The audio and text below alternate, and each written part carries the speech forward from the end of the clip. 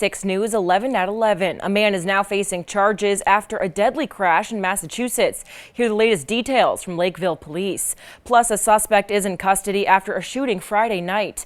What we know now about the deadly incident. And the countdown is on until the New Hampshire primary, where the candidates stand and what we can expect come Tuesday. We'll get to those stories shortly, but first tonight, our top story on 11 at 11.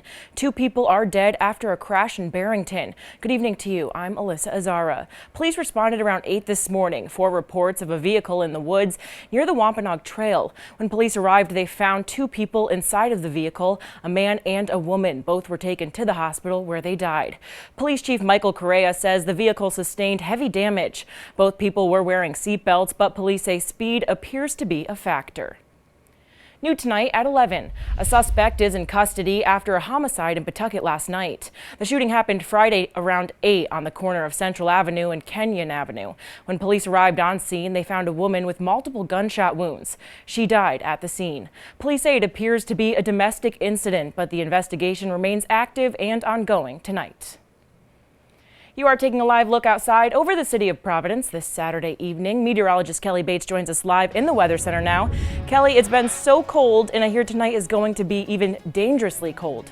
Oh, yeah. And you know what? It's not just the cold, it's the added wind, too. So the wind chill factor is what could really, make it that kind of situation. Absolutely. Right now here in Providence, we do have mostly cloudy skies. We also have a temperature of 14. And with that wind, and it's not a big gusty wind, it's only at 9 miles per hour. It's making it feel like 2. And this is the case through the overnight. Temperatures are going to bottom out likely in the lower teens to even the single digits north and west. But with that little wind, it will feel closer to 0. We have been throwing a couple little snow showers out there. Our jackpot region in Rhode Island, Warren, picked up 1.5 inches today with those little flurries that are scooting on through. And we still have the chance of picking up a stray flurry for the next couple of hours. After that, we're going to work on clearing. So by the time we get to the morning and your sunrise time, we will definitely see the sun rise.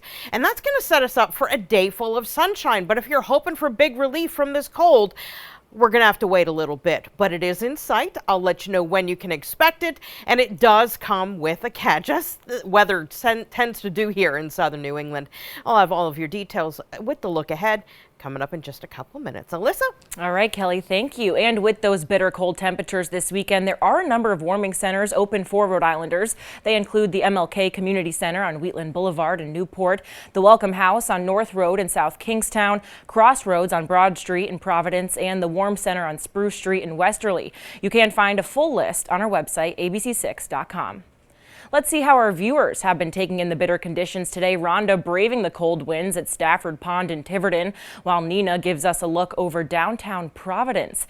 And we got a nice shot from a viewer of the snowfall in Seekonk this evening. And we do want to remind you about our Now Local News app. If you have videos or photos you would like to share with us, submit them to our app. Your content can earn you points, which can be redeemed for prizes like gift cards.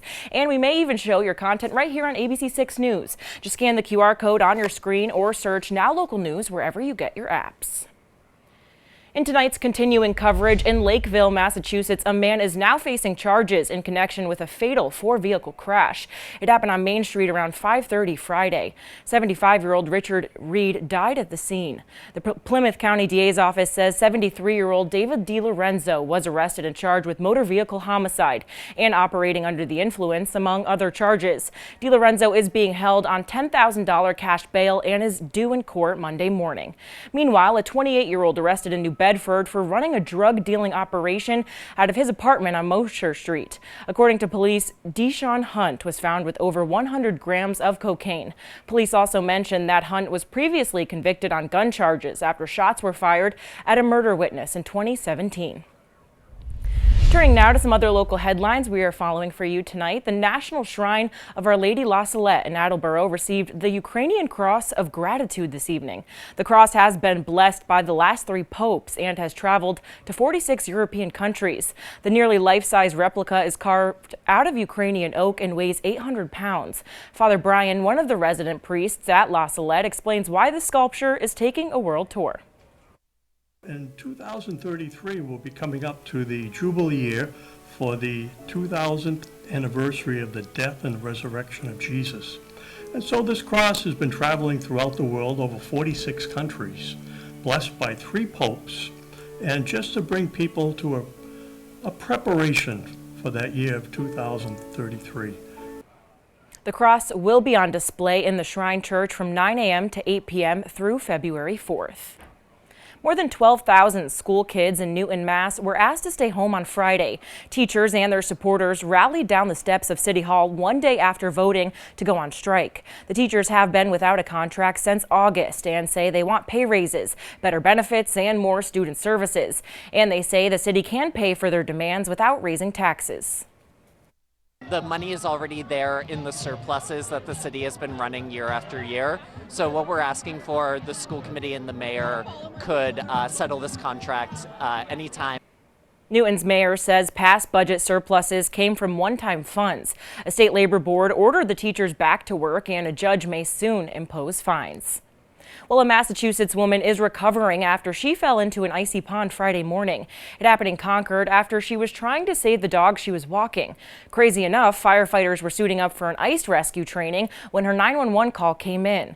The dog walker was taken to the hospital but was not injured. Firefighters say if this happens to you, don't jump in the water, just call 911. Switching gears now to national political news at 11 o'clock. With the New Hampshire primary days away, Nikki Haley and Donald Trump are on the campaign trail, making their final pitches to voters. Here's ABC's Morgan Norwood with the latest from New Hampshire. Tonight, former President Donald Trump surrounding himself with leaders from Nikki Haley's home state, including current South Carolina Governor Henry McMaster, as he addressed supporters at a rally in Manchester. But this Tuesday, it is finally going to turn you away. And I believe that New Hampshire is going to speak very loudly and clearly. The former president already picked up a major endorsement this week from South Carolina Senator Tim Scott. Pay attention, listen closely, and let's talk about 4 more years. Haley says she was disappointed by the political snub from Scott, whom she appointed to the Senate while she was governor of South Carolina. Of course I was disappointed. He's got to live with that decision. I don't have to live with that decision. Haley, though, continuing to hammer away at Donald Trump and President Biden's age. When you see them hit a certain age, there is a decline. This is a situation where our country is very vulnerable right now. And we can't just have 4 years. We've got to have 8 years of somebody that's on it all the time. While not officially endorsing any candidate, Asa Hutchinson, who has suspended his own campaign, throwing his support behind Haley in Tuesday's primary. A win on Tuesday could help fast-track Trump to a third GOP presidential nomination. I am voting 100% Republican. Trump all the way. Though polls show Haley trailing close behind. I think Nikki is the right person who should hopefully be able to bridge the divide. But she'll need the support of undecided voters. I am trying to find who would be the best alternative to Trump and potentially to Biden. Meanwhile, Governor Ron DeSantis is already in South Carolina weeks ahead of Super Tuesday, hoping to gain early ground. Morgan Norwood, ABC News, Manchester, New Hampshire. In consumer news on 11 at 11, it's been 2 weeks since a door plug on an Alaska Airlines flight blew off midair. The FAA and the National Transportation Safety Board have since grounded the airline's 737 MAX 9 jets until workers can inspect them. The airline has taken 65 of those jets out of service. The FAA says it has done a preliminary inspection of about 40 planes, but a formal inspection is still to come. It is still unclear what caused the door plug incident. Meanwhile, Guild-represented staff at the iconic Sports Illustrated had a bad end to the week Friday. Most were laid off, according to the magazine's union. In a memo to staff, magazine publisher Arena Group said the owner of SI, the Authentic Brands Group, or ABG, revoked its publishing rights because of missed payments. ABG says it gave the publishing company a notice of breach and an opportunity to cure the breach. In a statement, ABG says Sports Illustrated will continue, but did not give any details. Ahead of the Buffalo Bills game against the Kansas City Chiefs tomorrow, the Bills and the team's food service partner at the stadium, Delaware North, have unveiled new specialty items for the divisional round matchup. A couple of the items are inspired by the Chiefs' most famous fan, Taylor Swift, and some of her greatest hits. They include the Bad Blood waffle fries and the Karma quesadilla. All right, still to come on ABC 6 News at 11, our digital reporter, TJ Albin, takes us to Kojo's Toy World in New Bedford and gives us an exciting look into the world of toys and action figures. Plus, meteorologist Kelly Bates has your 7-day forecast. Will the weather warm up for a bit or stay freezing cold? Find out after the break. Another year of yo-yo dieting? Not this year. Hit reset and make a permanent change with permanent fat removal by Sonobello. With Sonobello, day one, all my unwanted body fat gone. These are my favorite pair of jeans that I couldn't even button up.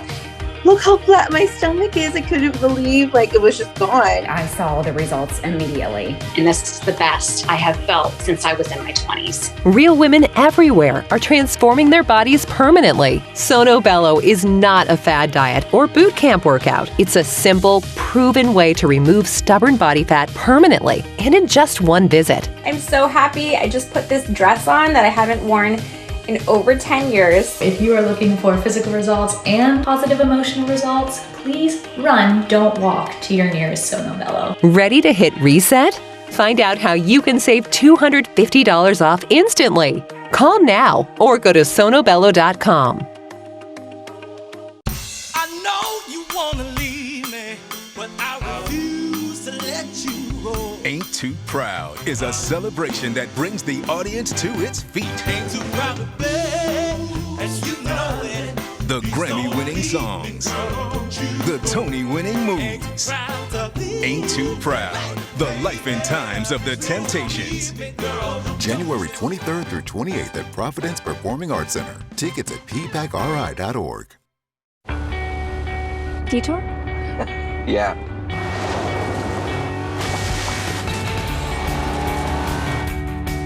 School isn't gonna be easy. I know. But I think you're gonna do great, Dad.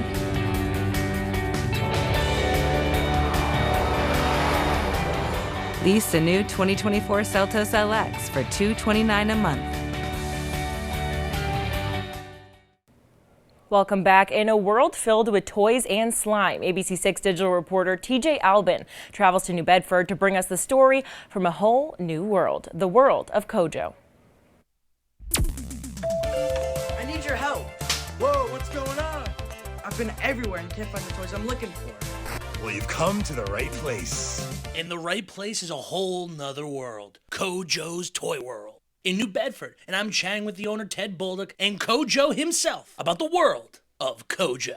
Now, how does it feel to kind of have like an impact on the local community in New Bedford? Oh man, that's the best part of being here. Being people come in, they're so excited. I'm pretty sure everybody who walks in here walks in and goes, oh my God, I just stepped back into my childhood. The reaction of people when they walk in, they're taken back. It's what we call sensory overload, you know, just bright colors, toys everywhere, slime hanging from the rafters, and just a little bit of all that goodness in between. What's the best thing about having something like this in New Bedford?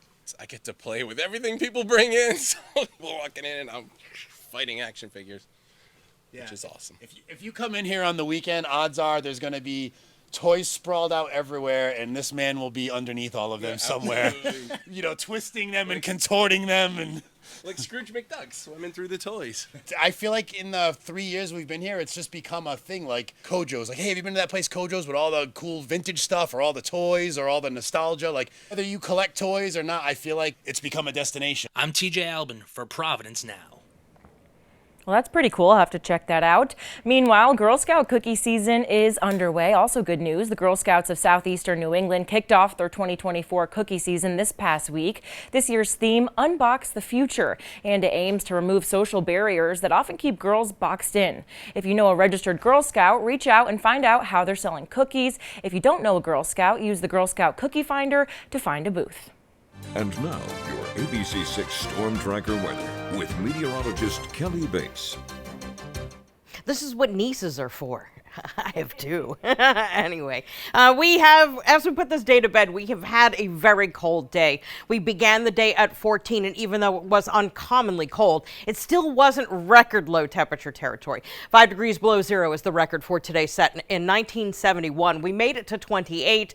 Average is actually 10 degrees warmer than that. It's interesting because this upcoming week is statistically the coldest week that we see all year. So we are headed into climatically the coldest part of of that we see all year long.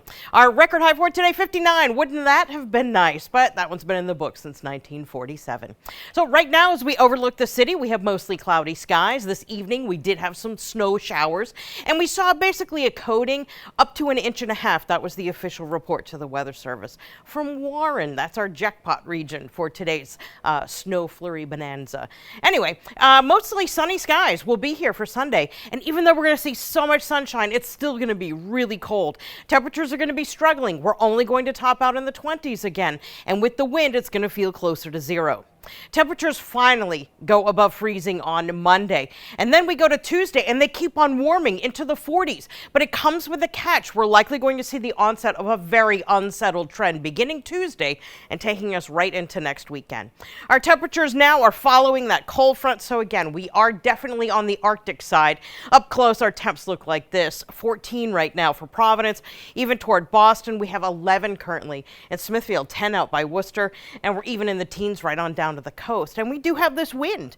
It is sustained generally between 5 and 15 miles per hour, a little higher out on the block, with occasional higher gusts, and that's making it feel like this.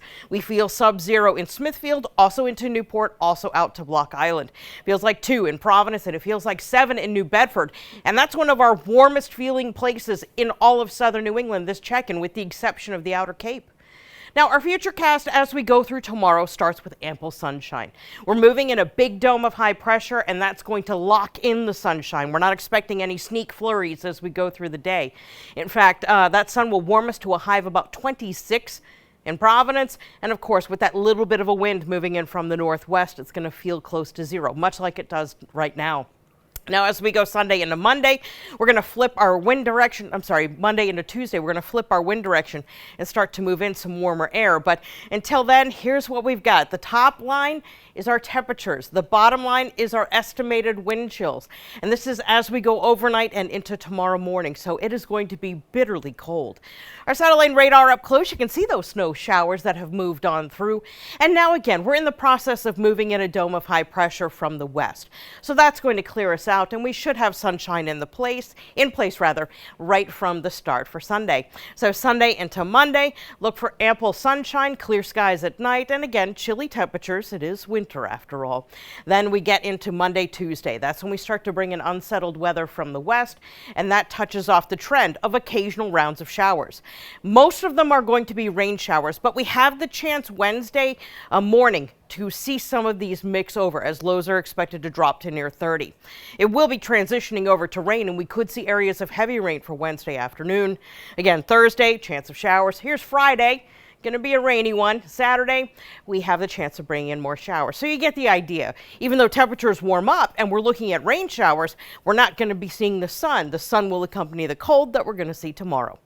With all that said, for tonight, look for a low of 13. Scattered flurries are coming to an end, near 0 wind chills in place.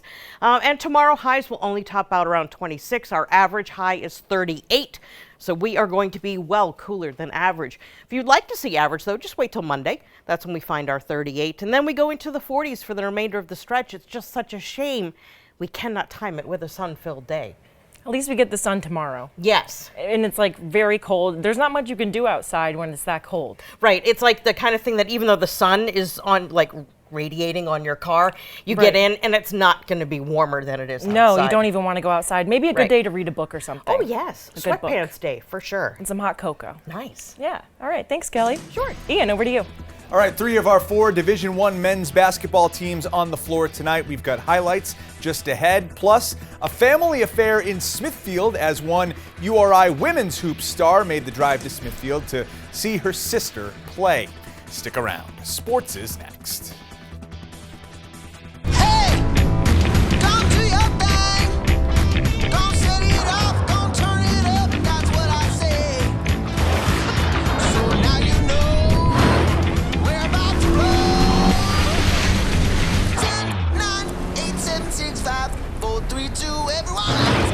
The highly capable family of Hyundai SUVs. Lease an all-wheel drive 2024 Kona for $229 a month or Tucson for $239 a month. Hurry in. Call D'Oliveira and Associates on the Hurt Line right now. Treat yourself to comfort with Raymore and Flanagan's Rest and Relax sale. Save big on furniture that helps you unwind. Up to $700 off sofas, up to $1,200 off sectionals, and up to $200 off recliners. And discover the mattress of your dreams for as little as $15 per month with no deposit and no interest for 72 months. Our mattresses are in stock and ready for free next-day delivery and removal. Transform your home and relax in style at Raymore and Flanagan's Rest and Relax sale. Oh, no, I got this. Let me help you with that. I'm good, man, thanks. Are you sure? I got it. Oh, I'm okay. You want to flip those over, though.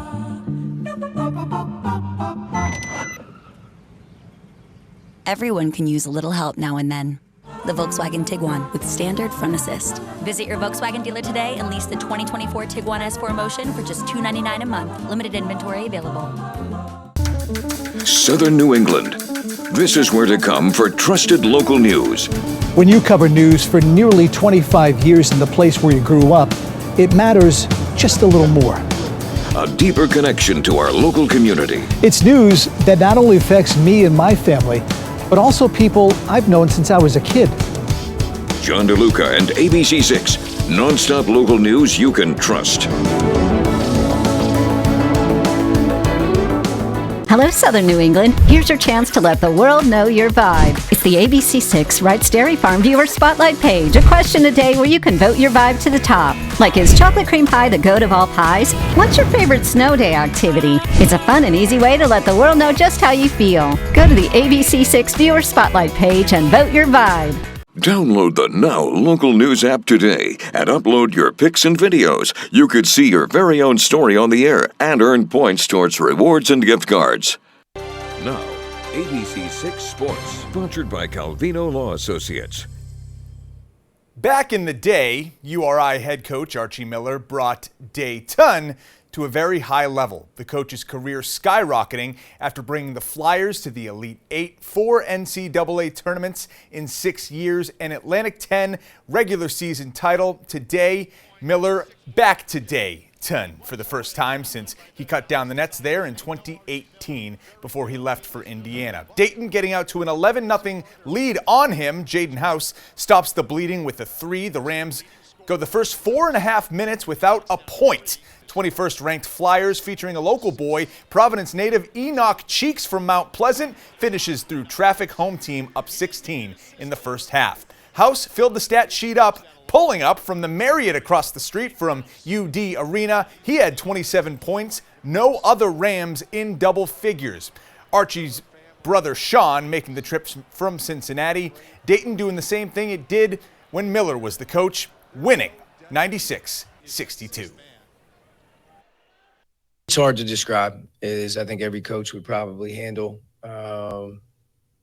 situations like this differently. You're so locked in, but you're hard pressed if you don't reminisce a little bit, all the people that helped you get to where you got to, this place being in here, it's second to none. I'm grateful forever. I always will be.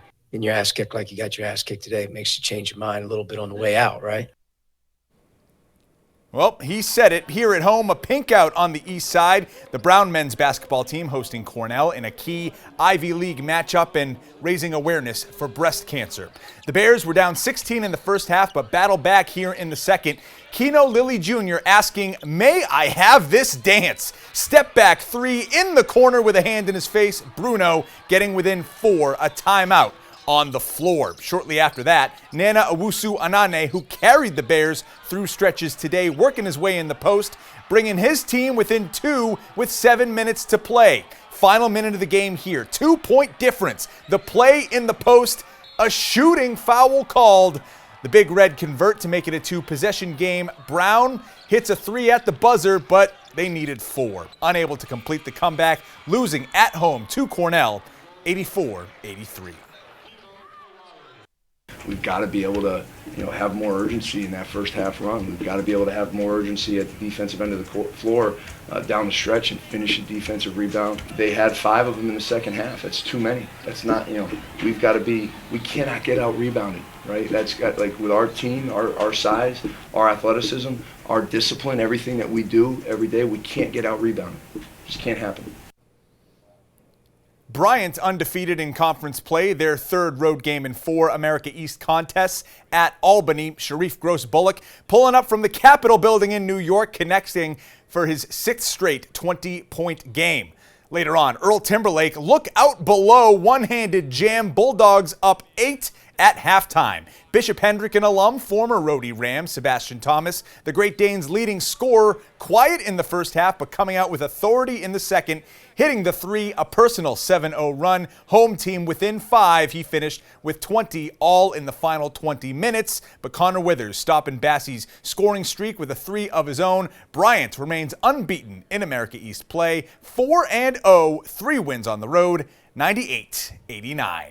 Same matchup on the women's side. Albany captained by Lily Phillips, the twin sister of URI sharpshooter Sophie Phillips. Sophie in the stands cheering on her sister with some artwork, of course, and a few roadie teammates making the drive up. But it's the other team from Rhode Island throwing the first punch in this game. Dream shake by Mariana Planis Fortuny for the lay-in. Bryant starts out up 5-1.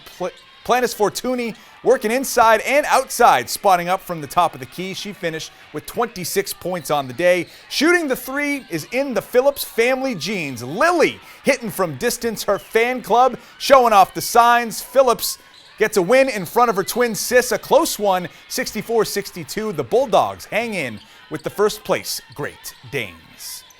From college hoops to college hockey, the Providence College men's team wrapping up their first series with Alaska Anchorage in over 30 years with some special spectators for the finale this evening. Dozens of men's and women's hockey alumni back at Schneider Arena celebrating the 50th anniversary of the opening of the rink. All these men and women calling the corner of Huxley and Admirable home for a time. Scoreless in the first intermission. With the recognition here in the second, the puck gets up to Bennett Shimmick. 2-on-1 opportunity sent out wide. Missed opportunities, a theme for PC tonight. Later on, Riley Duran with another odd man rush tries the spinning pass to the other side. Too slow, and the puck never even sent on net.